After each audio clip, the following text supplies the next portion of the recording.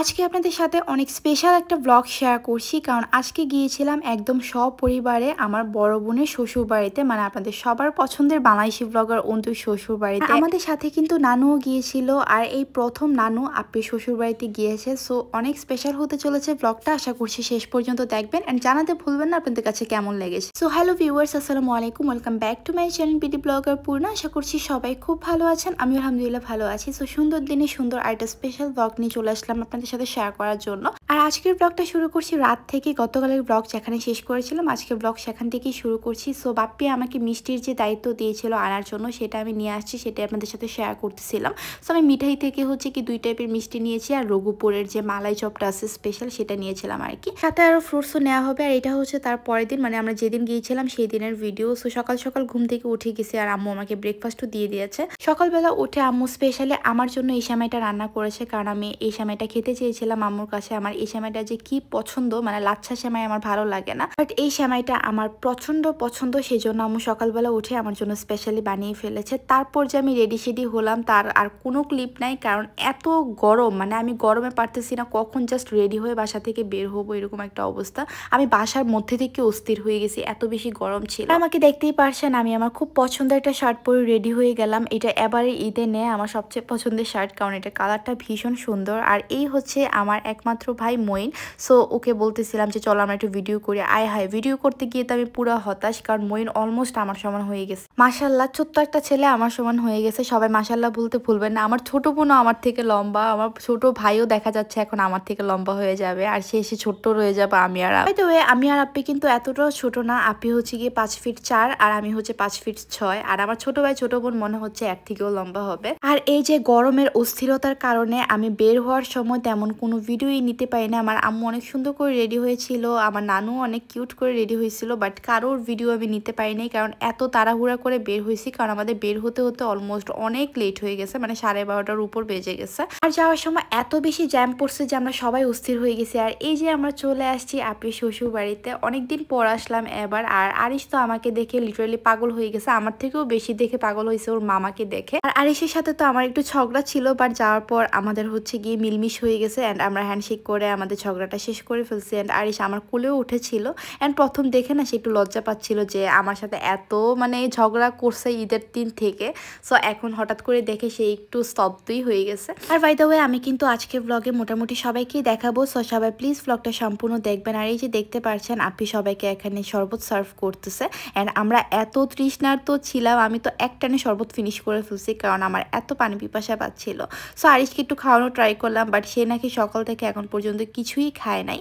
আর আমরা চলে আসছি, এর মধ্যেও আরিশ জাস্ট কিচ্ছু খায় নাই। ও খালি পেটে কিভাবে এতক্ষণ থাকে আমি জানি না। তারপর আরিশ আমার কোলে আবারও একটু উঠেছে, উঠে আমাকে অনেক আদর করতেছিল, কারণ ওকে আমি অনেক পাম্পটি দিচ্ছিলাম যে তুমি যখন নানু বাড়িতে যাবা তোমাকে আমি পুঁটি মাছ ধরে দেবো, তোমাকে অনেক ঘুরতে নিয়ে যাব, অনেক কিছু খাওয়াবো, এসেই মানে ওকে যত হচ্ছে গিয়ে লোভ দেখানো যায় আর কি। আর এখন তো লোভ দেখালেও কাজ হয় না, তাকে লোভ দেখালে 1 মিনিটের মতো আমার সাথে ভালো থাকে। আর এই যে দেখেন, তারপর আমার কুল থেকে নেমে আবার মইনের কাছে চলে গেল। আর এখানে বাপ্পি ভাইয়া, তারপর আমি মইন বসেছিলাম, বাপ্পি ভাইয়া কথা বলতেছিল, আর আরিশ তো আরিশে দুষ্টামি করতেছিলই। আর বাকি সবাই হচ্ছে গিয়ে ওই রুমে ছিল, সবাই আড্ডা সাড্ডা দিচ্ছিল।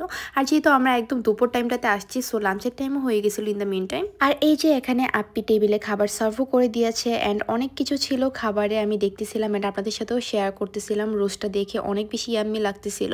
এটা কোনো কিছুর একটা ভাজি ছিল, সালাদ ছিল, কাবাব, দেন বিফ চিকেন রোস্ট। আর বাপ্পির জন্য স্পেশালি ছিল দেশি মুরগির ঝোল, মানে আলু দিয়ে একদম ঝাল ঝাল করে ঝোল, আর ছিল বড় চিংড়ি। সো অনেক মজা ছিল সবগুলা খাবার। সো খাবার খেতে তো বসবো, তার আগে দেখেন তারা নানু আর নাতি মিলে কি করতেছে। আমি আর মইন হচ্ছে এখন খেতে চলে যাব, সেই জন্য আরিশ একটু ডিপ্রেসড ছিল যে ওর সাথে ততক্ষণ কে খেলবে। সো আম্মুই এসে ওর সাথে খেলা স্টার্ট করে দিল। এই যে দেখেন ভাইয়া এসে আমাকে কতগুলো পোলাও দিয়ে দিল, মানে ভাইয়া একদম পাশে দাঁড়াই আছে আমাকে ডিস্টার্ব করার জন্য। একটু পর পর অনেক অনেক কিছু দিতেছিল, না আমি বারবার বলতেছিলাম যে না আমি খাবো না, যতটুকু পরিমাণ খাওয়া যায় আর কি। আর ভাইয়ার সাথে পুরোটা খাবার টেবিলে আমি লিটারালি যুদ্ধই করছি যে না আর খাবো খাবো না আর দিন আমি যেটা খাবো সেটা নিয়ে নেবো। আর এই যে এখানে দেখতেই পাচ্ছেন আমি লিটারালি হাত ধরে বসেছিলাম যে না প্লিজ আর কিছু দিয়েন না।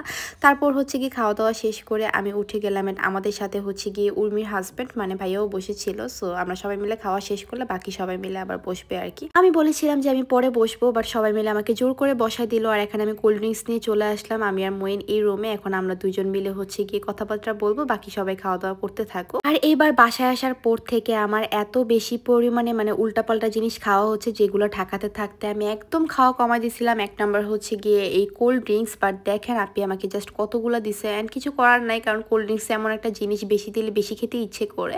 আর এই যে মানে আমাদের খাওয়া দাওয়া শেষ করার পর আরিশ আবার চলে আসলো। আরিশের মামার কাছে এসে বলতেছিল ওরা খেলবে। আর আরিশ মইন আর পান্নার খেলাধুলার ব্যাপারে আমার জাস্ট নো আইডিয়া, ওরা যে কি খেলে আমি নিজেই বুঝি না। এই যে দেখেন এটা নাকি তাদের বাইক, আর সে নাকি বাইকের মধ্যে বসে আছে। আচ্ছা বলেন তো সে কোথায় বাইকের মধ্যে বসে আছে? সে লিটারেলি মইনের পিঠের মধ্যে বসেছিল। আর এখানে আরিশ সবাইকে একটু জ্বালাচ্ছিল, আপ্পিকে স্পেশালি। সো সারাদিন খায় নাই তো সেজন্য একটু ক্রেঙ্কি হয়েছিল। আর ওর মুড ভালো করার জন্য মইন ওকে নিয়ে বের হলো বাহিরে একটু হাঁটাহাঁটি করতে। আর বাহিরে বের হতে পারলেই কিন্তু আরিশ অনেক বেশি হ্যাপি। আর দুপুরবেলা খাওয়া দাওয়ার পর থেকে আমরা সবাই মিলে অনেক আড্ডা দিয়েছি। তারপর আপ্পিদের প্ল্যান শুনলাম, আপ্পিরা কিভাবে শিফট করবে, কবে যাবে চিটাগাং, আবার কবে ঢাকায় যাবে। তো সব কিছু হচ্ছে গিয়ে আমরা সবাই মিলে আড্ডা সাড্ডা দিয়ে ফাইনাল করলাম।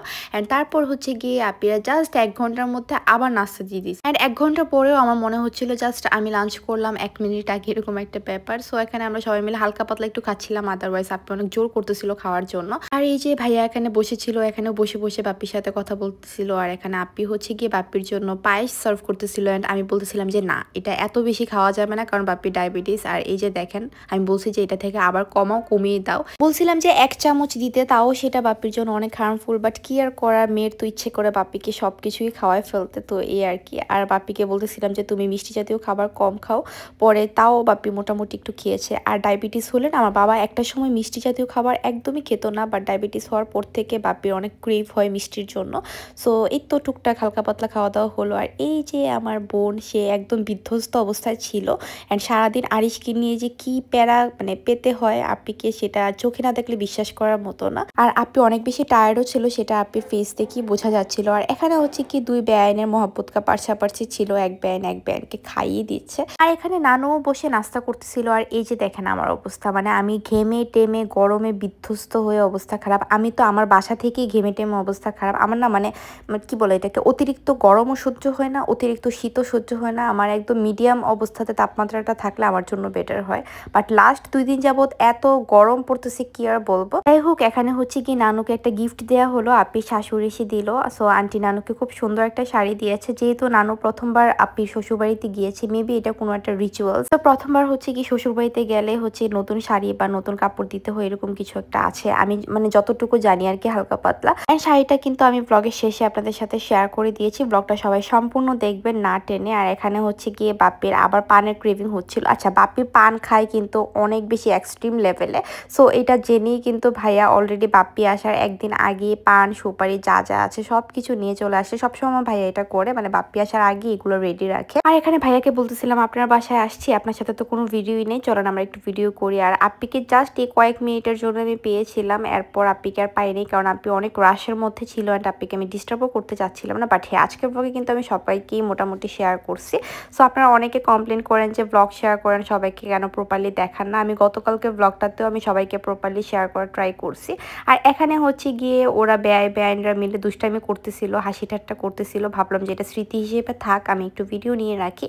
সো এই তো এখানে আমরা সবাই মিলে দাঁড়িয়ে একদম বিদায় মুহূর্তটাতে আর কি আমরা সবাই ব্যাগটিক নিয়ে দাঁড়িয়ে আছি, দেখতেই পারছেন। আর এখানে সবাই অনেক মজা করতেছিল, হাসি ঠাট্টা করতেছিল। সো আমিও এখানে দাঁড়ায় মজা নিচ্ছিলাম এন্ড দেখতেছিলাম ওরা কি বলে। আর এই যে আমি আজকের ব্লগে আমি আমার নিজেকে অনেক বেশি শেয়ার করছি, জাস্ট আমার বিধ্বস্ত অবস্থাটা দেখানোর জন্য। তো আমরা হচ্ছে গিয়ে এখন বের হয়ে যাব। মোটামুটি অনেকক্ষণ সময় ছিলাম, আরো বেশিক্ষণ থাকার ইচ্ছা ছিল, বাট আমরা যেহেতু আসছি লেট করে সেজন্য বেশিক্ষণ থাকতে পারলাম না। আর এখানে নানু হচ্ছে গিয়ে আরিশের সালামিটা আপ্পিকে দিচ্ছে, বলতেছিল আরিশকে পাচ্ছে না। আরিশ তখন আরিশের মামার সাথে বাইরে গিয়ে বসেছিল, কারণ আরিশ না অলরেডি টের পেয়ে গেছে যে আমরা চলে যাবো, সেজন্য আগেই গিয়ে গাড়িতে গিয়ে বসে আছে। তো নানু আরিশকে সালামি দিয়েছে, আর হচ্ছে কি উমায়েরকে দিয়েছে আম্মু। অ্যান্ড আমি বলছিলাম ছোট হলে কত মজা, কত সালামি পাওয়া যায়। যদিও আমিও কিন্তু সালামি পেয়েছি, বাই দ্য ওয়ে আপনাদের সাথে নেক্সট ব্লগে না হয় শেয়ার করব। আর একদম যাওয়ার মুহূর্তে আরিশ এসে বসেছিল আমার কোলে, সে নাকি আমার সাথে চলে যাবে নানু বাড়িতে। মানে লাস্ট মোমেন্টে তার এত আদর দেখে আমার ইচ্ছে করতেছিল সত্যি যে ওকে নিয়ে যায়। অ্যান্ড সে একদম প্রিপেয়ার প্রেয়ার ছিল যে চলো আমরা এখন নানু বাড়িতে যাব, আমি মার জন্য একদমই কান্না করব না, বাট পরে হচ্ছে গিয়ে আপ্পির কাছে দিয়ে আসছি এন্ড কান্না করতে করতে অবস্থা খারাপ। যাওয়ার সময় অনেক সুন্দর পরিবেশ দেখতে দেখতে বাসায় চলে গেলাম, একদম পিওর সানসেটটা আমি উপভোগ করতে করতে বাসায় আসতে পারছি না। আমাদের বাসায় আসতে আসতে মোটামুটি অনেকটাই লেট হয়ে গেছে, কারণ অনেক জ্যাম ছিল।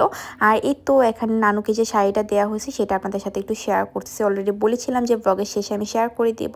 শাড়ি কালারটা এত সুন্দর, এই কালারটা কেন জানি আমার অনেক ভালো লাগে। এটা পিঙ্কও না, এটা মিষ্টি মিষ্টি টাইপের একটা কালার। আর আমার নানু মাশাল্লাহ অনেক বেশি সুন্দরী। সো নানু যেই কালারই পরুক না কেন নানুকে অনেক বেশি সুন্দর লাগে। সো এই ছিল নানুর উপহার আর কি, আপনাদের সাথে দেখিয়ে দিলাম। কেমন লেগেছে কমেন্ট করে জানাবেন। আর এখন যে আমগুলো দেখতে পারছেন, এই আমগুলো আমাকে দিয়েছে আমার একটা বেস্ট ফ্রেন্ড। আমার একটা বেস্ট ফ্রেন্ডের আম্মু আমার আম্মুর জন্য পাঠিয়েছে আর কি। অনেকগুলো আম ছিল এখানে অ্যান্ড সাথে জামও পাঠাইছে। বাট যেটা হয়েছে আমার বেস্ট ফ্রেন্ডকে বলছে যে সকালবেলা এসে আমার বাসাতে দিয়ে যাইতে, বাট সে আসছে বিকালবেলা।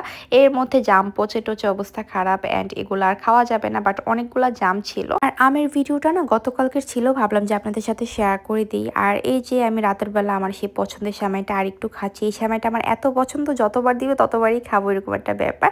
সো আজকের ব্লগটা এখানেই শেষ করছি। আজকের ব্লগটা আপনাদের কাছে কেমন লেগেছে অবশ্যই কমেন্ট করে জানাবেন। ভালো লাগলে লাইক কমেন্ট আর সাবস্ক্রাইব করে আমার পাশে থাকবেন। আল্লাহ হাফিজ।